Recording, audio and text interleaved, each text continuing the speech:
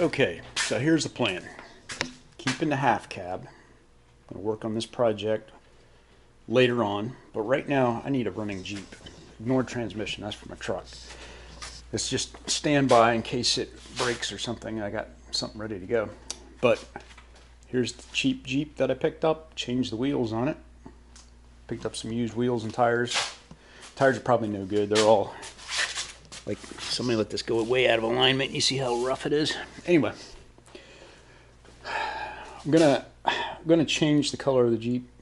I'm thinking like a olive drab or a desert tan khaki. I don't know. Let me know what you guys think would look good in the comments. So here's the plan. Picked up a super cheap 4.8 LS motor. I think he guy said it had 148,000 miles, something like that. It came out of a van. Looks for the most part complete. It's been sitting out in the weather and stuff, and it's pretty rough. And it does turn over, so it'll be a good engine to start with. May not keep this engine, or eventually maybe I'd like to get a 6-liter, but those are like 4. You could buy 4 of these for what you can buy a 6-liter for, so I'm going with that. It's gonna be plenty of horsepower anyway. I found a rebuilt transmission that was on Facebook Marketplace, and this is a 4L70E, electronically controlled, and supposed to take up to like 500 horsepower. Comes in those GM Performance packages. So I got. This is probably the most expensive thing that I've bought so far. It is about as much as a Jeep, but I did not want to have problems with that. It's in the center of everything. It's easy to take the engine out, harder to take the transmission out. I've got an adapter coming that I hope will work. It's 6-lug to 6-lug, and this is the transfer case I'm going to use, which is a NP241C. Came out of a probably like a 96 model Chevy truck. I don't know if you can see that, but I will probably have to end up putting a slip yoke shortening kit on it. Slip yoke eliminator kit. Anyway, they're so expensive. I'm going to see if I can get away without having to do that, because this is a budget build, believe it or not. But I've got all the big components here. I know that the details and the small stuff, but this is the overall plan. I think this is the best package for what I wanted to do. It's compact. It'll go together pretty easy, give me good performance, and parts are relatively cheap for this. Like that engine was probably cheaper than you can actually buy a 6-liter 4.0, not 6-liter, a 4.0 6-cylinder Jeep engine to go in here. The transmission was, on average with everything else. At least the parts are super common, and it's easy to replace and upgrade and do all that kind of stuff. And I like the idea of the computer. You can use the stock computer to tune everything. So I'm going to get started on this. I am going to get rid of the 4-cylinder wiring, thin down the harness as much as possible.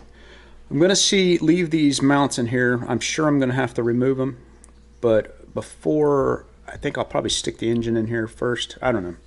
Maybe I'll just go ahead and remove them. But I'm hoping that maybe I can get the engine to sit in here with those mounts. I don't know. First order of business, I'm going to take the grill out, because I can stick the engine in there without having to remove the fenders and have everything else, left.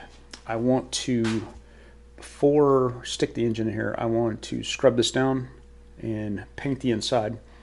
And I don't know exactly what color I'm going to go with yet, so I'm probably going to just paint it black on the inside. Keep it simple. It'll be clean looking.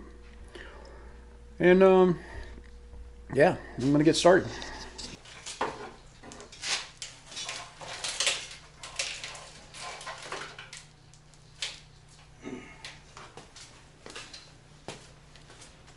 Got a long way to go. One of my objectives here is I want to be able to drive this thing anywhere. I want it to be really reliable transportation. So I'm going to go through, somebody has changed all the wiring. They have like lights into here and a bunch of extra lines here and there. And I'm going to simplify everything and remove all that stuff. I think it's kind of neat and everything, but I'm going to start fresh and start simple. I'm going to try to get everything down to its simplest form and make it easy to repair and easy to remember how to work on. And I'm going to try to document as much as I can. And so that's the goal. So I'm going to strip down everything that's unnecessary, and including the 4-cylinder wiring, and thin down the harness, and just have the basics of what's needed.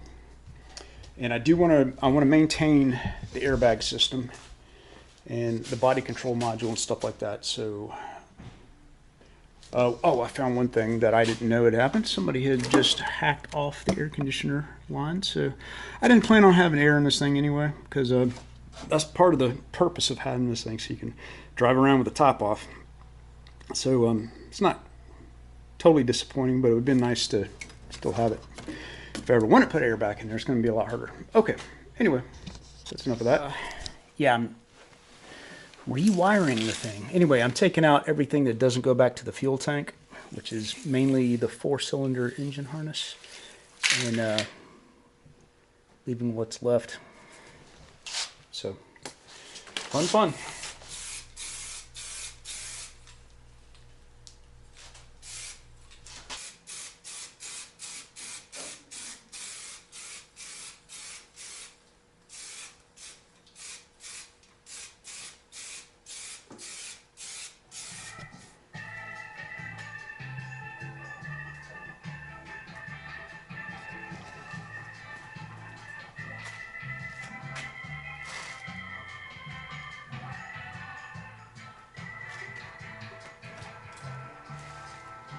Anyway, I'm going to try to do regular vlogs on this, on progress I make.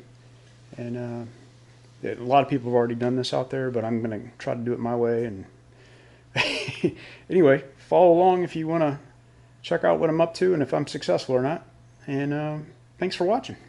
Hey, thanks for watching my channel. And if you haven't subscribed already, please do for future updates. Remember, build it, don't buy it.